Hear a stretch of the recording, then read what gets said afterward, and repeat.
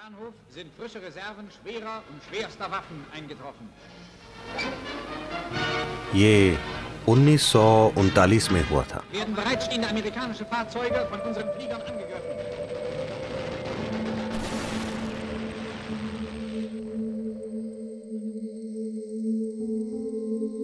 Germany या शायद Austria के एक यहूदी परिवार को बंदी बना लिया गया था।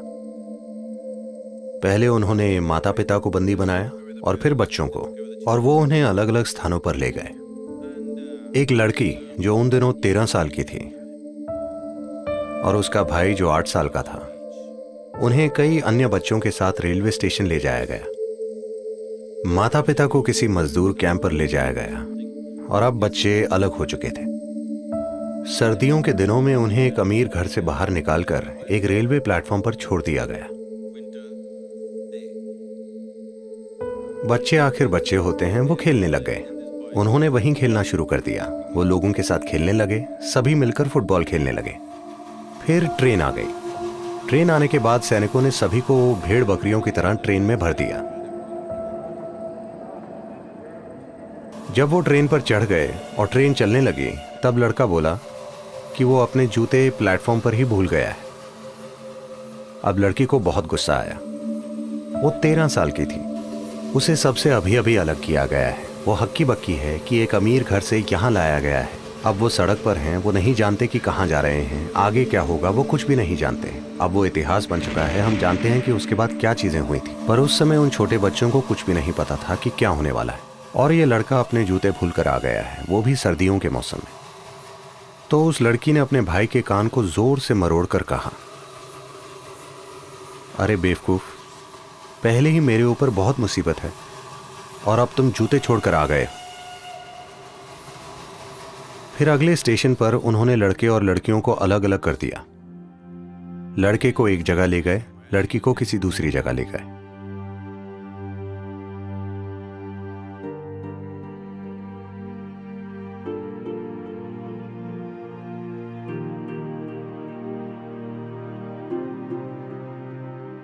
चार साल बाद वो एक कंसंट्रेशन कैंप से बाहर आई और वो अपने परिवार की अकेली जीवित सदस्य थी। उसके भाई समेत परिवार के 17 लोग बस गायब हो गए। उसे कभी पता नहीं चला कि वो कहां गया।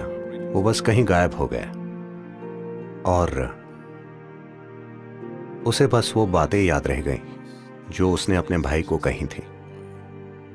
वो कुछ अच्छा कह सकती थी, लेकिन उसने इतनी भयंकर चीजें कही क्योंकि उसके भाई ने अपने जूते खो दिए थे। फिर जब वो 4.5 साल बाद कंसंट्रेशन कैंप से बाहर आई तो उसने एक दृढ़ निश्चय किया, इससे फर्क नहीं पड़ता कि मैं किससे बात कर रही हूं, मैं लोगों से इस तरह से बात करूंगी कि अगर वो मेरी उनसे आखिरी बातचीत है तो मुझे आगे चलकर उसका दुख नहीं होना चाहिए। अगर आप बस लोगों से इस तरह से बात करेंगे तो आप निश्चित रूप से कुछ अच्छा कहेंगे। और आपको कैसे पता कि ये आखिरी बातचीत नहीं है? जो भी आपके पास बैठा है, हो सकता है कि आज आप उनसे आखिरी बार मिल रहे हों। ऐसा हो सकता है ना? हाँ। और ये एक वादा जो उसने खुद से किया, इसने उसका पूरा जीवन ही बदल दिया और वो बहुत ही सुंदर इंसान बन गई, क्योंकि उसने तय कर लिया कि वो जिससे भी बात करेगी वो इस तरह बात करेगी कि अगर ये आखिरी बातचीत हो तो उसे दुख ना हो। उसके साथ इतनी भयंकर घटना हुई, पर उसने उसे एक आशीर्वाद में बदल दिया। अगर आपके पास जागरूक बुद्धि हो तो आपके जीवन में जो कुछ भी होता है उसे आप अपने लिए एक महान संभावना में बदल सकते हैं, या जो भी होता है आप उससे दुख पैदा कर सकते हैं, है कि नहीं? चाहे जो भी परिस्थिति हो, उससे कोई फर्क नहीं पड़ता।